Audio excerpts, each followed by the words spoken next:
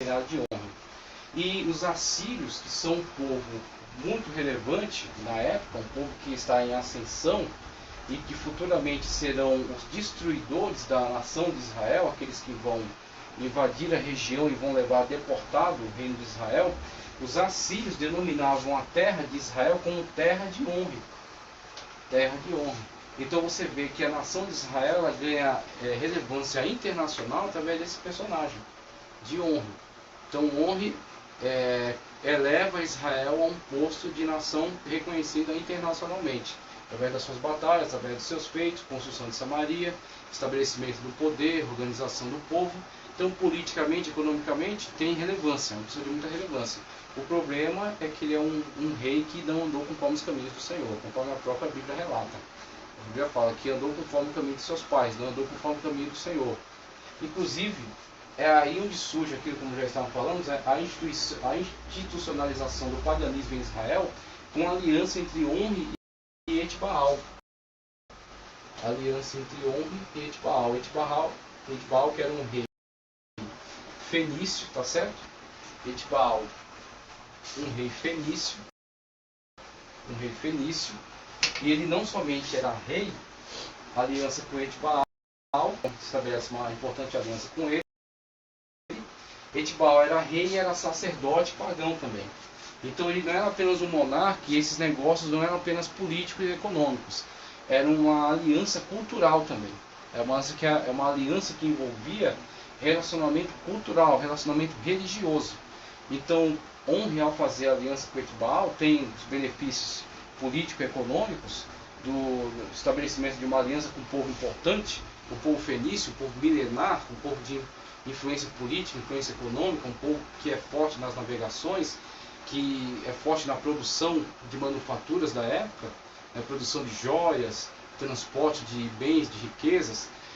Israel, que era na verdade um produtor muito mais agrícola, né? Então tinha na Fenícia, do lado da Fenícia, mais tecnologia, do lado de Israel mais produtos primários, né? Então uma troca de alianças, de favores, de vantagens entre esses dois reinos, mas também uma aliança cultural, e principalmente com o casamento entre o filho de Onre com a filha de Etbaal. O casamento do filho de Onre com a filha de Etbaal. E aí estabelece uma linha de troca cultural muito mais forte, o que será um agravante terrível para Israel, porque vai marcar a entrada forte do paganismo na classe monárquica. Então tínhamos o povo praticando diversos tipos de idolatrias, mas sempre desautorizadas, sempre condenadas, passíveis de serem perseguidas, de serem punidas, né, gravemente. Só que a partir dessa aliança de Baal, o casamento entre o filho de Onre e a filha de Etbaal, o estabelecimento dessa linha de troca, não somente política e financeira, mas também cultural, religiosa, a partir de então a religião pagã passa a frequentar o ambiente monárquico, tá certo? Então a família do monarca passa a adotar esse tipo de religião praticada por Etbaal. E aí onde o paganismo entra na linha monárquica e passa a ser institucionalizado dentro de Israel. E a partir de agora será não somente incentivado, mas será punido aquele que se levantar contra esse tipo de paganismo praticado dentro da família real, da família monárquica. É o que vai acontecer no ministério de Elias e Eliseu. Então, somente voltando um pouco atrás, Onre, que reina de 884 a 870, quando ele faz a retaliação a Zimri por ter atentado contra a monarquia, Onre é aclamado rei pelas suas tropas, mas na verdade ele encontra um adversário, Tibni. Tibni estabelece como seu adversário, disputa com ele o poder, mas fracassa. Onre então está realizando todos esses feitos que colocamos. Onre, seu filho Acabe, depois de realizar todos esses feitos, realizar essas alianças, casado seu filho com Jezabel, filha de Etbaal, na sucessão, estabelecimento da sua linha dinástica, vem Acabe. que reina entre 870 e 848 a.C.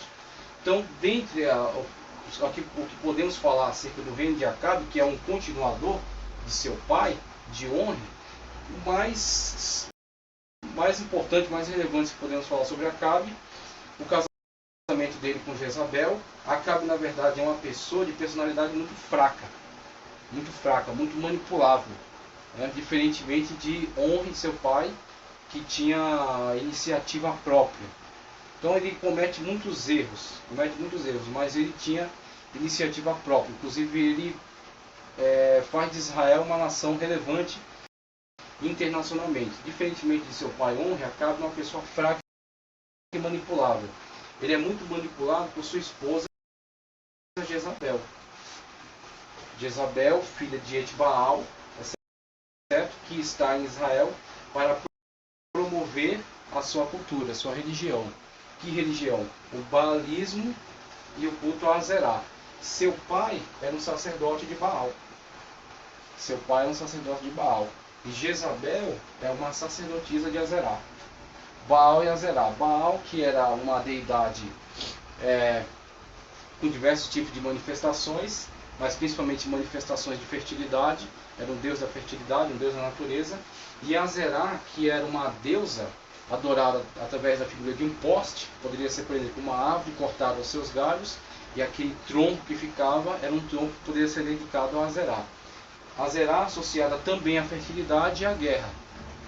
Então Azerá ligada à fertilidade e à guerra, tá certo?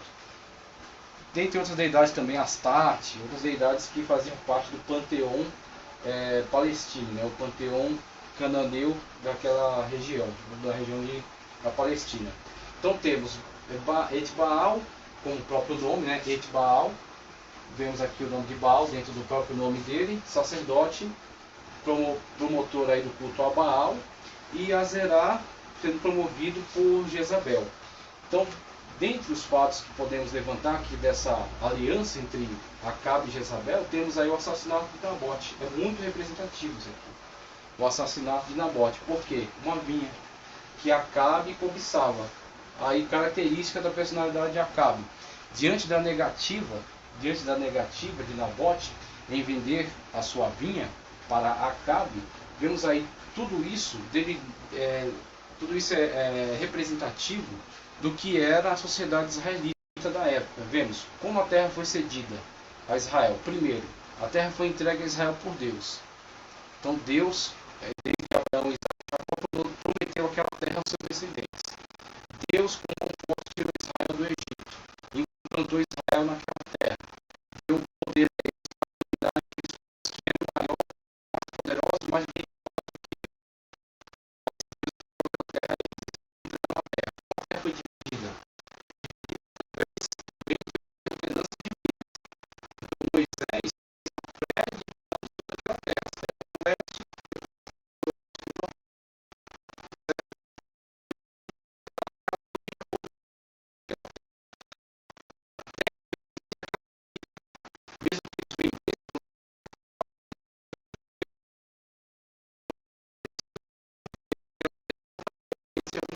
No ano jubileu.